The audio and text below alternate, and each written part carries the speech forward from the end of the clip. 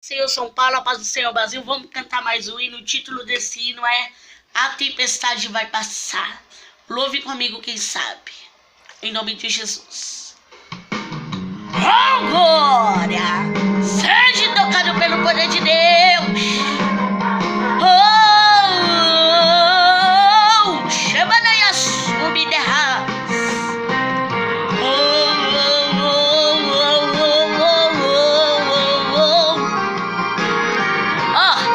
Escute só, entenda. A tempestade vai passar. A tempestade vai passar. Se você acreditar, oh meu irmão, Deus vai agir, Deus vai mover. Tenha fé, você vai ver um milagre acontecer. Se a tempestade é grande, pode descansar teu coração. Se a órbita da terra é Ele quem controla, imagine o que Ele não faz para garantir ao filho seu uma vitória. Escute, essa tempestade vai passar. Deus é quem faz ela acalmar. Todos vão ver Deus te intervir para exaltar você. No meio da luta é que Ele vem e mostra que o controle de tudo Ele tem. A autoridade está em suas mãos e Ele sai vencendo em qualquer situação. Essa tempestade vai passar. Deus é quem faz a nova subterras.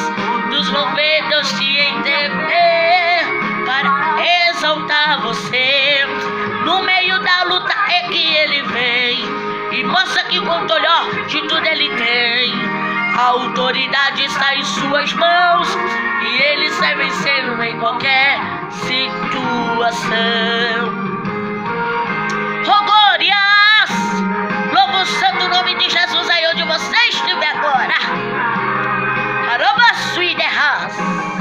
Ei, ei, ei, ei, ei, ei, ei. Glória a Deus! Louvado seja o seu nome, Jesus. Aleluia!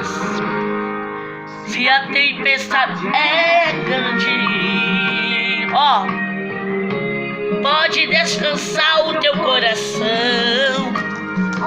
Ó, meu irmão, se a órbita da terra é Ele quem controla, ó, imagine o que Ele não faz para garantir ao filho seu uma vitória. Essa tempestade vai passar. Deus é quem faz ela acalmar. Todos vão ver Deus te intervir para exaltar você. No meio da luta, Aravaçu e Comba, mostra que controle de tudo Ele tem. A autoridade, ó, está em suas mãos e Ele sai vencendo em qualquer situação.